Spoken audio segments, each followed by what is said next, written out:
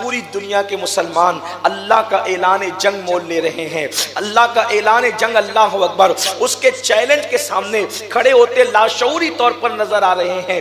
آپ کہیں گے ایسا بھی کوئی کام ہے سید کہ جس کی وجہ سے اللہ اکبر کوئی اللہ کا اعلان جنگ قبول کرے؟ ہاں، کچھ چیزیں ایسی ہے جس کی بنیاد پر اللہ نے فرمایا جو یہ کام کرے گا میں اس کے ساتھ اعلان جنگ کرتا ہوں۔ اللہ اکبر۔ آپ مجھے بتاؤ مسلمانوں، اللہ جس کے ساتھ اعلان جنگ کرے کیا کبھی وہ عزت کے ساتھ رہ سکتا ہے؟ کبھی وہ سرخروئی کے ساتھ رہ سکتا ہے؟ کبھی وہ کامیابی اور کامرانی کے ساتھ رہ سکتا ہے؟ آج لوگ کہتے ہیں حکمراں ظالم ہو گئے۔ میں نے کہا اللہ کا اعلان جنگ تم نے قبول کیا لاشعوری طور پر اور اس کے سامنے کھڑے ہونے کی کوشش کر رہے ہو، اس لیے حکمراں ظالم ہو گئے۔ آپ کہتے ہیں مسلمان ذلیل ہو رہا ہے۔ میں نے کہا اللہ رب العزت نے جس وجہ سے تمہیں جنگ کا چیلنج کیا ہے تم لاشعوری طور پر وہی کام کرتے نظر آ رہے ہو، اس لیے عزت خطرے میں پڑی ہوئی ہے۔ دولت، اللہ اکبر، اللہ اللہ، وہ قوم جو کبھی دولت میں اپنا ثانی نہیں رکھتی تھی آج اس قوم کے ہاتھ میں بھیک کے کٹورے ہیں۔ آخر وہ کون سی چیزیں ہیں جن کام کے کرنے والوں کے ساتھ اللہ اعلان جنگ کرتا ہے؟ میرے پیارے آقا علیہ السلام کے پیارے دیوانوں، آج جب وہ ان چیزوں کو گناتا ہوں، ایک تو بہت مشہور ہے جو آپ نے بار بار سن رکھا ہے، میں اس پر زیادہ تبصرہ نہیں کروں گا۔ اللہ کے رسول علیہ السلام نے فرمایا، اللہ فرماتا ہے جو میرے ولی سے عداوت رکھے، اللہ اکبر، یہ بخاری شریف کی حدیث ہے، من عاد لی ولی جن، اللہ اکبر، فقد آذنتہ بالحرب، کہ جو میرے ولی سے عداوت رکھے میں اس کے ساتھ اعلان جنگ کرتا ہوں۔ اللہ اللہ، اب یہاں کیا ہے؟ اللہ اکبر، لوگ اللہ والوں سے عداوت رکھتے ہیں، لوگ اللہ والوں سے دل میں کینہ رکھتے ہیں۔ اب آپ سوچتے ہیں مخدوم ماہمی کے لیے تو کینہ نہیں ہے، ذرا دھیان کرنا، اس حدیث پاک کو آپ نے بار بار سنا ہوگا۔ اللہ اکبر، میرے آقا صلی اللہ علیہ وسلم کے دیوانوں، مخدوم ماہمی کے لیے تو کینہ نہیں ہے، غوث اعظم کے لیے تو کینہ نہیں ہے، غریب نواز کے لیے تو کینہ نہیں ہے، لیکن آپ سے کہتا ہوں یہ وہ اللہ والے میرے بھائی جن کے اللہ والے ہونے پر دنیا متفق ہے، لیکن اور پھر بات یہ ہے لوگ اپنے سے پہلوں سے بھی کینہ نہیں رکھتے عام طور پر، اور اپنے بعد والوں سے بھی نہیں رکھتے۔ عام طور پہ کینہ اور دشمنی اس سے ہوتی ہے جو اپنے معاصرین ہوتے ہیں، جو اپنے ہم عصر ہوتے ہیں، ہمارے ساتھ اٹھتے اور بیٹھتے ہیں۔ اللہ اکبر، اور یاد رکھنا اللہ والا صرف وہ نہیں ہے، اللہ کا ولی صرف وہ نہیں ہے، اللہ اکبر، جو ہوا میں اڑتا ہو، پانی پہ چلتا ہو، مردوں کو زندہ کرتا ہو، یہ ساری کرامتیں اپنی جگہ ہے۔ وہ بندہ جو ایمان لانے کے بعد سنت مصطفیٰ پر عمل کرے، شریعت پر ڈٹ جائے، وہ بھی اللہ والا ہے۔ جو اس سے دشمنی کرے گا اللہ اس کے ساتھ اعلان جنگ فرماتا ہے۔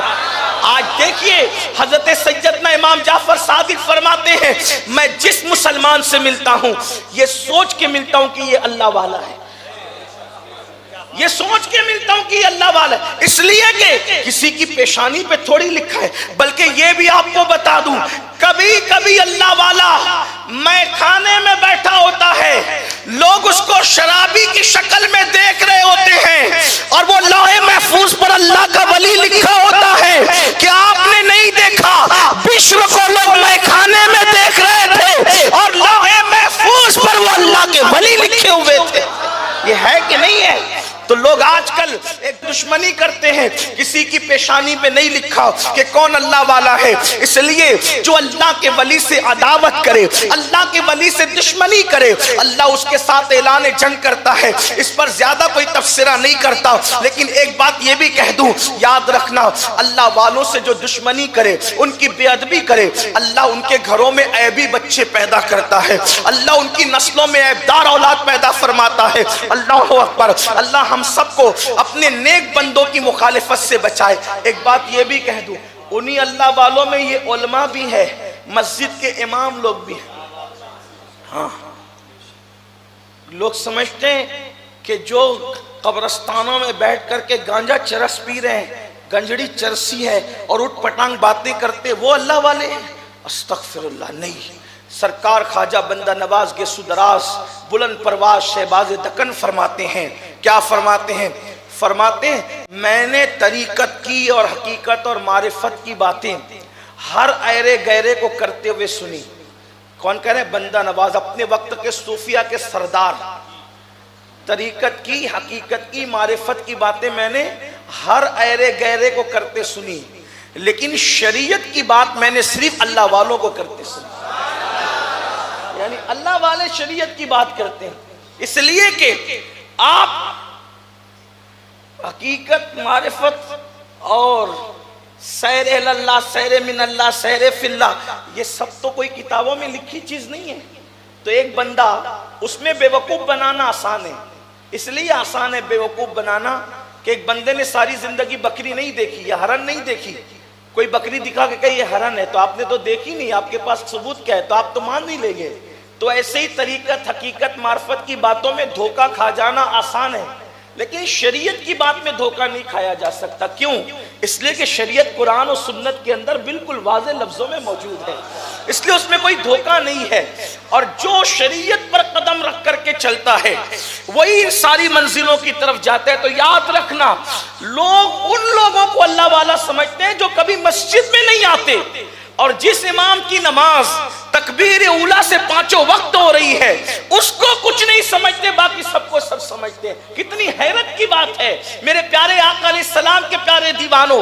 اس لیے یاد رکھنا، اللہ والوں سے جو دشمنی کرے اللہ ان کے ساتھ اعلان جنگ فرماتا ہے. اور دوسرے نمبر پر، یہ تو ایک بات ہو گئی، دوسرے نمبر پر اللہ اس سے اعلان جنگ کرتا ہے جو تنہائی میں گناہ کرتا ہے.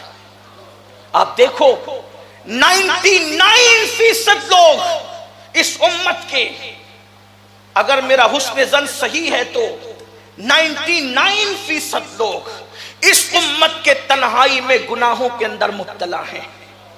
اللہ فرما رہے ہیں کہ میں ان سے اعلان جنگ کرتا ہوں جو اکیلے میں گناہ کرتے ہیں، لوگوں کے سامنے گناہ سے بچتے ہیں اور تنہائی میں گناہ کرتے ہیں. یہاں سے لے کے پتہ نہیں میری آواز انٹرنیٹ کے ذریعے سے کہاں کہاں تک پہنچ رہی ہے. ہر آدمی سوچے مجھے نہیں پتا، اس لیے کہ میں گنہگار اللہ کا بندہ ہوں. نہ آپ کے دل کا حال میں جانتا ہوں، نہ میرے دل کا حال آپ جانتے ہیں، نہ آپ کی خلوتوں کو میں جانتا ہوں، نہ میری خلوتوں کو آپ جانتے ہیں. مگر یاد رکھنا، ہر آدمی اپنی خلوتوں کو اچھی طرح جانتا ہے، ہر آدمی اپنی تنہائیوں کو اچھی طرح جانتا ہے. یاد رکھو، مسلم امہ کی 99% آبادی تنہائیوں کے اندر گناہوں میں مبتلا ہے، اکیلے میں گناہ کر رہے ہیں. وہ طبقہ جو زانی کہلاتا ہے، شرابی کہلاتا ہے، مجرم کہلاتا ہے، وہ تو تنہائیوں میں گناہ کر ہی رہا ہے. لیکن مذہبی کہلانے والا طبقہ بھی اپنے آپ کو گناہ سے بچا نہیں پا رہا ہے. میرے پیارے آقا علیہ السلام کے پیارے دیوانوں، سوچو، جس قوم سے اللہ جنگ کا اعلان کرے، جس قوم کو اللہ جنگ کا چیلنج کرے، آپ بتاؤ پھر دنیا کی کون سی طاقت اس کو امان عطا کرے گی؟ رب العزت جس سے جنگ کا اعلان کرے، رزاق مطلق جس سے جنگ کا اعلان کرے، خالق و مالک جس سے جنگ کا اعلان کرے، ستار و غفار جس سے جنگ کا اعلان کرے. اب مجھے بتاؤ، دنیا کی کون سی طاقت ہے جو رب کے مقابلے میں کسی کی مدد کر سکتی ہے؟ ہے کوئی رب کے مقابلے میں مدد کرنے والا؟ سن لو، انبیاء کرام بھی رب کے مقابلے میں مدد نہیں کرتے، اولیاء کرام بھی رب کے مقابلے میں مدد نہیں کرتے. اس لیے کہ رب کے مقابلے میں جو آئے پھر وہ اللہ والا نہیں رہ جاتا، خدا کے نیک بندوں کی فہرست سے اس کا نام خارج کر دیا جاتا ہے. یہ جو انبیاء اولیاء مدد کرتے ہیں، بے اذن اللہ مدد کرتے ہیں، خدا کے مقابلے میں مدد نہیں کرتے. یہ بات یاد رکھنا، بے اذن اللہ مدد کرتے، خدا کے مقابلے میں مدد نہیں کرتے. اور اللہ جب اعلان جنگ کرے تو پھر کوئی مددگار نہیں ہے، کوئی مدد کرنے والا نہیں ہے. اور اللہ کا اعلان جنگ، کیا جگر گردہ لائے ہیں لوگ. اللہ فرما رہا ہے جو اکیلے میں گناہ کرے، اپنی تنہائیاں تو یاد کرو، اپنی رات کی تاریکی تو یاد کرو. اللہ اکبر. گناہ وہ ہے جس نے بڑے بڑوں کو تباہ اور برباد کر دیا. لوگ کہتے ہیں مولانا اللہ کریم ہے، رحیم ہے.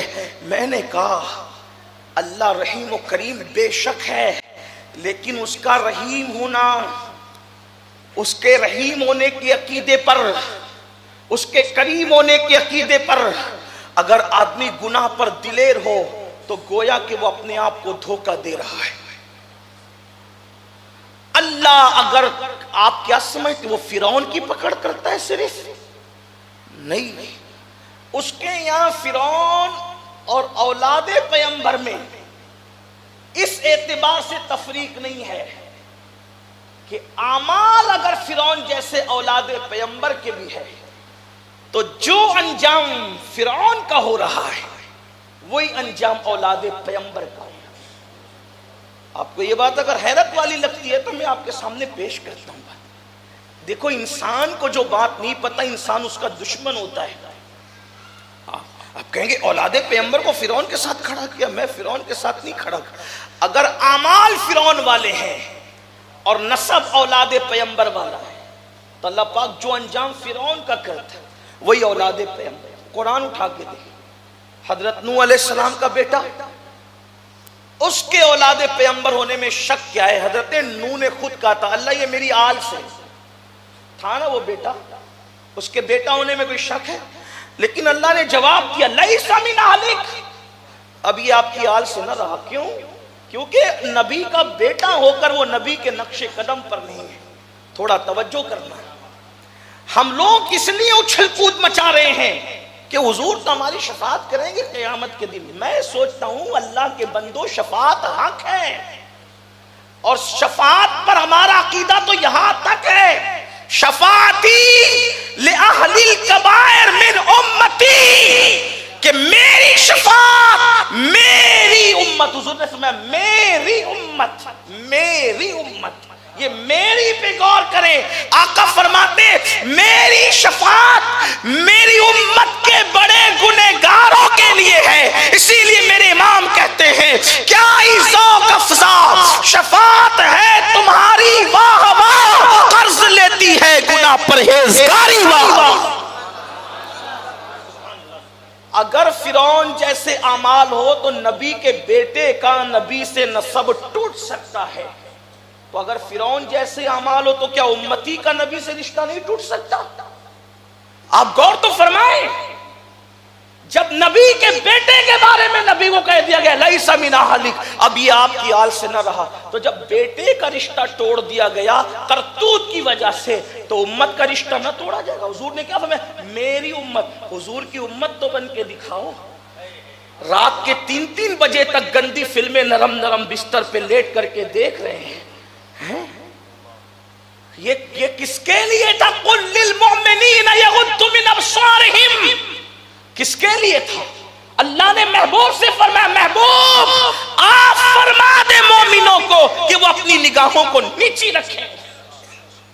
اور اگر ہم، وہ بھی دین دار طبقہ، نمازی حاجی، ہر سال رمضان المبارک میں عمرہ بھی کر رہے ہیں، حج بھی کر رہے ہیں، 4-4 6-6 جانور بقرعید پہ ذبح بھی کر رہے ہیں، لیکن تنہائی کیسے؟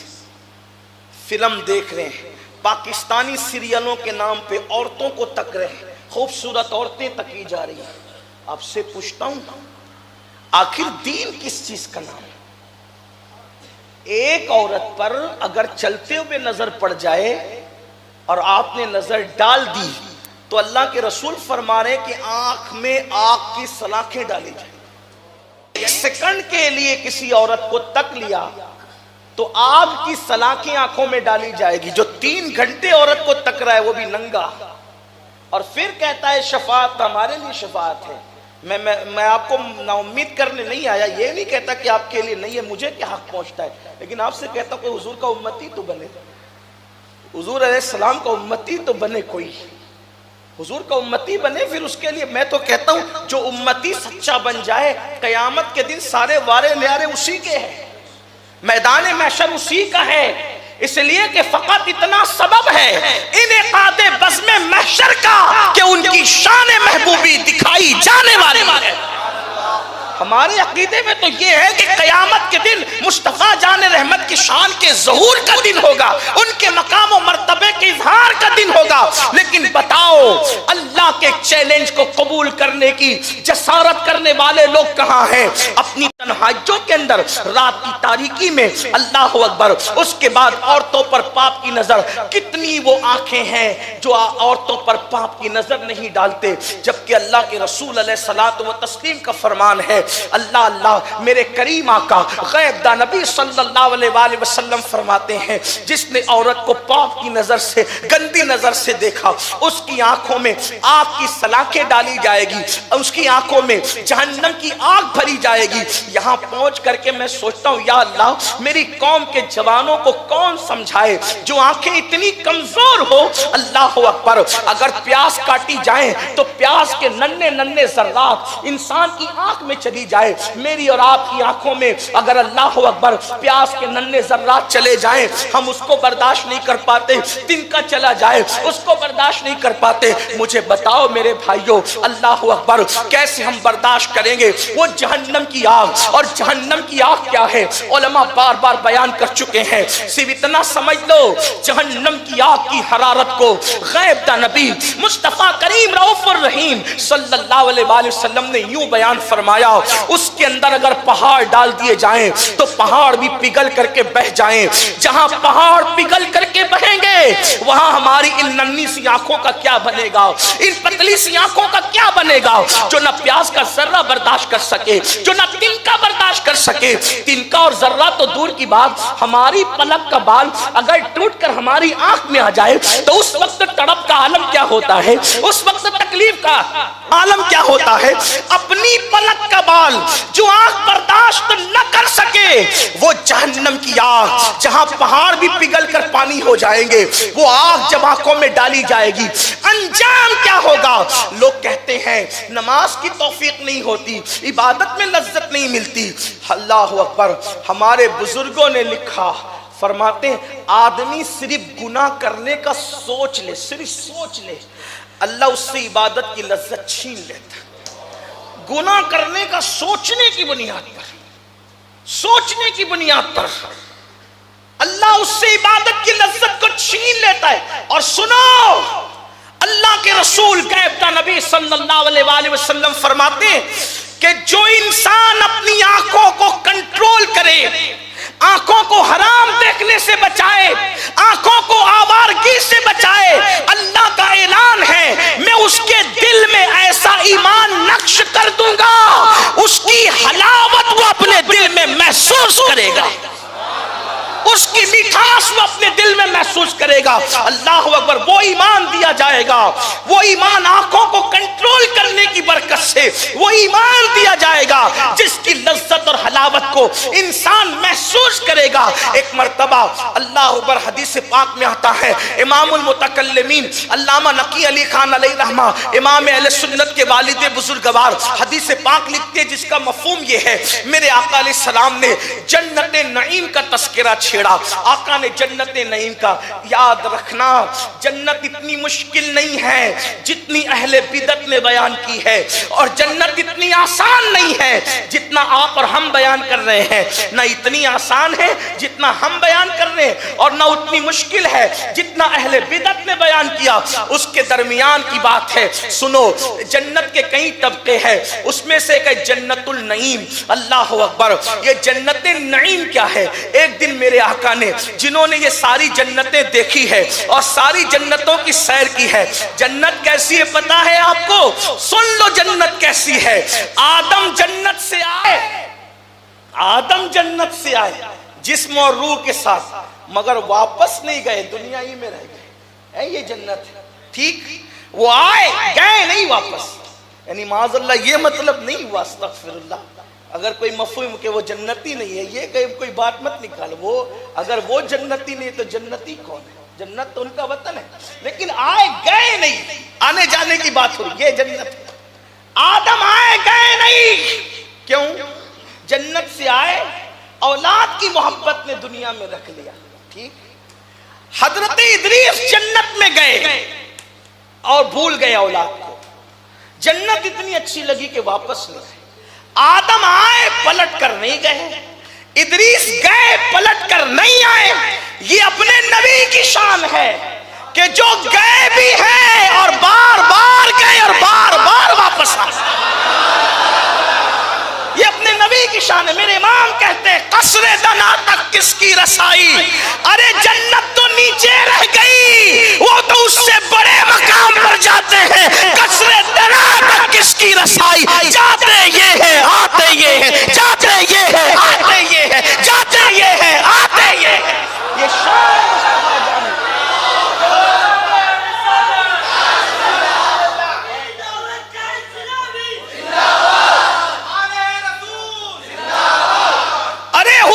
جنت دیکھ کر ادریس واپس نہ آئے، لیکن میرے نبی امت سے پیار اتنا کرتے ہیں کہ حسن خالق کو دیکھ کر امت کی محبت میں نبی واپس تشریف لائے۔ امت سے پیار کتنا ہے، خدا کا حسن دیکھ کر پھر بھی واپس تشریف، وہ جنت کا حسن دیکھ کر وہیں رہ گئے، یہ خدا کا حسن دیکھ کر بھی واپس تشریف۔ امت سے پیار کتنا ہے، اللہ اکبر۔ مگر تو میرے آقا نے جنت نعیم کا تذکرہ کیا۔ جنت نعیم اب جس نے خود دیکھا ہو وہ کیسے بیان کرے گا؟ بس میں نے تو نہیں دیکھا، اب میں نے کیا کسی نے نہیں دیکھا۔ آقا فرماتے ہیں نہ تمہارے تصور میں آئے وہ نعمتیں، نہ کوئی آنکھ نے دیکھا، نہ کسی کان نے سنا، نہ کسی دماغ میں اس کا تصور آیا۔ حضور نے بس اتنا بتایا اس کی نعمتیں ایسی ہے کہ حوروں نے جو کنگن پہن رکھا ہے، اگر وہ کنگن یوں کر دے تو پوری دنیا کے انسان چمک سے اس کی اندھے ہو جائے، برداشت نہ کر سکے۔ اس کی حور اگر اپنی پنڈلی سمجھتے ہیں نا بمبئی والوں، پنڈلی اگر کھول دے تو اللہ اکبر، دنیا کے انسان اس کی پنڈلی کی روشنی کی بنیاد پر اپنی عقل کھو دے، پاگل ہو جائے، دیوانے ہو جائے۔ اور اس میں ایک ایک جنتی کو اگر 70 لباس پہنائے جائیں گے، جیسے میں نے 2 پہن رکھے، ایک کرتا ہے اور نیچے اندر کے کپڑے، تو میرے کرتے نے اندر کے کپڑے کو چھپا رکھا ہے۔ صحیح ہے؟ دکھتا ہے؟ نہیں دکھتا نا؟ ہاں، یہی شرافت بھی ہے، دکھنا بھی نہیں چاہیے، لیکن بہرحال کہ دکھ نہیں رہا ہے، صحیح۔ مگر جنت کے لباس کی خصوصیت یہ ہے کہ 70 لباس پہنائے جائیں گے اور 70 کے 70 نظر آئیں گے۔ کیسے نظر آئیں گے یہ دکھانے والا جانے۔ ایک اور بات، اگر کوئی آدمی کا جسم آپ کپڑے میں دیکھو تو خوبصورت لگتا ہے نا، لیکن اگر اس کو بغیر کپڑے کا دیکھیں تو گھن آتی ہے، زیادہ تر یہی ہوتا ہے، صحیح ہے۔ لیکن جنت میں جو حوریں ہیں، جنت نعیم کی بات کر رہا ہوں، اور بھی جنتیں ہیں، اس میں ان کی چمڑی دکھے گی، ان کا گوشت بھی دکھے گا، ان کی ہڈی بھی دکھے گی، ہڈی کا گودا بھی دکھے گا، اور وہ اتنی خوبصورت لگ رہی ہوگی، اتنی خوبصورت لگ رہی ہوگی کہ اللہ اکبر، انسان ان کا حسن دیکھ کر کے کہے گا کہ یہ جنت کی حوریں اتنی خوبصورت ہے، یہ جنت کی، ہم نے ایسا حسن تو نہ دیکھا ہے نہ سنا ہے۔ اب آپ اندازہ فرمائیں کہ جب حوریں اتنی خوبصورت ہے تو حوروں کا بنانے والا، اس کے حسن و جمال کا عالم کیا ہوگا۔ تو حضور علیہ السلام نے پھر وہاں کی نہر کا ذکر کیا۔ نہر میں جو کنارے ہیں مشک کے ہیں، نہروں کو بہنے کے لیے گڈھا چاہیے، لیکن جنت کی نہریں گڈھے میں نہیں بہتی، وہ زمین پہ بہتی ہے، اس کو گڈھا نہیں چاہیے، نہ ادھر پانی بڑھتا ہے نہ ادھر بڑھتا ہے، اعتدال میں بہتا ہے۔ اس کے پاس جو اینٹیں زبرجد کی ہے، یاقوت کی ہے، حضور نے خوب بیان کیا۔ اب میں کیا کہوں، میری اوقات اور حیثیت کیا ہے، ہم تو کچھ بھی بیان نہیں کر سکتے، کیونکہ جتنا سنا اس میں سے بھی کچھ سنا، کچھ یاد رہا، کچھ پڑھا، کچھ بھول گئے۔ لیکن جب یہ جنت کا کھینچا، جنت نعیم کا، تو صحابہ کرام کے جذبات جوبنوں پر آئے۔ کسی نے عرض کی آقا یہ جنت نعیم ملے گی کس کو؟ آقا سے جنت، بھئی مالک جنت سے حسن جنت سنا، تو پھر پوچھا، صحابہ نے پوچھ لیا حضور یہ جنت ملے گی کس کو؟ آقا نے فرمایا مفت میں ملے گی، فری میں، فری میں کہہ رہا ہوں، مفت میں ملے گی، بے حساب ملے گی، کام ایک ہی کرنا ہے۔ کیا کرنا ہے؟ میرے آقا غیب دا نبی فرماتے ہیں کوئی خوبصورت عورت سامنے آ جائے، بندہ یہ سوچ کر اس کو نہ دیکھے کہ اللہ دیکھ رہا ہے۔ کوئی حسن و جمال سامنے آ جائے، خوبصورت عورت، اور بندہ یہ سوچ کے کہ اللہ دیکھ رہا ہے، بس نظر جھکائی، اللہ اس کے لیے بے حساب جنت نعیم میں جانا لکھ دیتا ہے۔ کتنی سستی ہے وہ تو نہایت سستا سودا، بیچ رہے ہیں جنت کا، ہم مفلس کیا مول چکائیں، اپنا ہاتھ ہی خالی ہے۔ اللہ اکبر، آنکھوں پہ کنٹرول کیا، تنہائی میں کوئی نہیں دیکھ رہا ہے، صرف اللہ دیکھ رہا ہے، اور اس تصور کے ساتھ نظریں جھک گئی۔ کہاں ہے وہ نوجوان جو یہ کہتے مولانا اگر اللہ اکبر زندگی میں لڑکی نہیں تو زندگی کا مزہ کیا، زندگی میں چکر مکر نہیں تو زندگی کا مزہ کیا، زندگی میں ٹوئنٹنگ نہیں تو زندگی کا مزہ کیا؟ ارے نادان، یہ زندگی چند لمحوں کی ہے، 4 دن کی چاندنی ہے۔ دیکھ اپنے نبی کو کتنے سستے میں تجھے بے حساب جنت دلا رہے ہیں۔ آنکھوں پہ کنٹرول کیا، اکیلے میں اللہ دیکھ رہا ہے، اور جس چیز کو رسول اللہ نے دیکھنے سے منع کیا ہے نظریں جھک گئی، بے حساب جنت کا پروانہ مل گیا۔ اسی پہ بس نہیں، میرے آقا یہاں تک فرماتے ہیں جو اکیلے میں ہو اور کوئی حسن اس کو دعوت نظارہ دے رہا ہو، اور ایسے عالم کے اندر اللہ دیکھ رہا ہے، اس تصور کے ساتھ وہ نظریں جھکا لے، اللہ اسی وقت 360 حوروں کے ساتھ اس کا نکاح فرما دیتا ہے۔ 360 حوروں کا وہ شوہر بن جاتا ہے اسی وقت نظریں جھکانے سے۔ اور اگر ایسا نہ کیا، تنہائی میں گناہ کیا، تو اس کا معکوس دیکھ رہے ہیں، اللہ سے اعلان جنگ کرنے کے برابر، اللہ سے اعلان جنگ قبول کرنے، یا اور بلکہ یہاں تک حدیث پاک میں آیا جو اللہ کا اعلان جنگ قبول کرے گا اللہ اس کی نسلوں کو برباد کرے گا، اس کی نسلیں۔ لوگوں کے کاروبار یوں ہی، لوگ کہتے ہیں مولانا کسی نے کچھ کر دیا، میرا کاروبار بہت اچھا چلتا تھا نہیں چل رہا ہے، مولانا کسی نے کچھ کر دیا، میری بیٹی کو رشتے نہیں آتے، مولانا کسی نے کچھ کر دیا، میں بیمار رہنے لگا، مولانا کسی نے کچھ کر دیا۔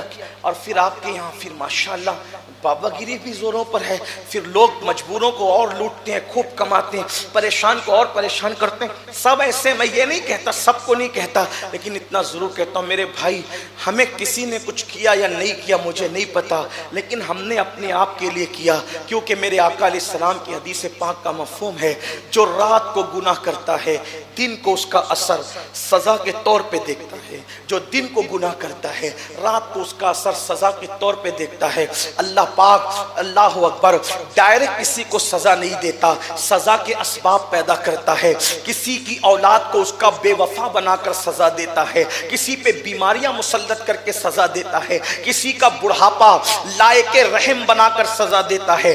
بے شمار ایسے جوان آپ نے دیکھے ہوں گے جنہوں نے جوانی میں پانی میں آگ لگائی، جنہوں نے دولت اور جوانی کے نشے میں اللہ رب العزت کے چیلنج کو قبول کیا، اس کے جنگ کے چیلنج کو قبول کیا، پھر جب بڑھاپا آتا ہے، حالانکہ جان بوجھ کے کوئی بندہ قبول نہیں کرتا، یہ سب لاشعوری طور پر ہے، لیکن اللہ کی غیرت تو اللہ کی غیرت ہے۔ جب اللہ ایسے جوانوں کو جنہوں نے جوانی میں زنا کیا، حرام کھایا، ناجائز کام کیے، تنہائی میں گناہ کیا، پھر ایسے لوگ کو جب اللہ سزا دیتا ہے تو بڑھاپا اتنا قابل رحم ہوتا ہے، اللہ اکبر، نہ پیر اٹھنے کے قابل ہوتے ہیں، نہ زبان بولنے کے قابل ہوتی ہے، نہ ہاتھ توبہ کے لیے کام کرتے ہوئے نظر آتے ہیں، اس کو توبہ کی توفیق بھی نہیں ہوتی۔ یاد رکھنا، خدا کی دی ہوئی مہلت کو اس کا مس یوز نہ کرو، اس کا غلط استعمال نہ کرو۔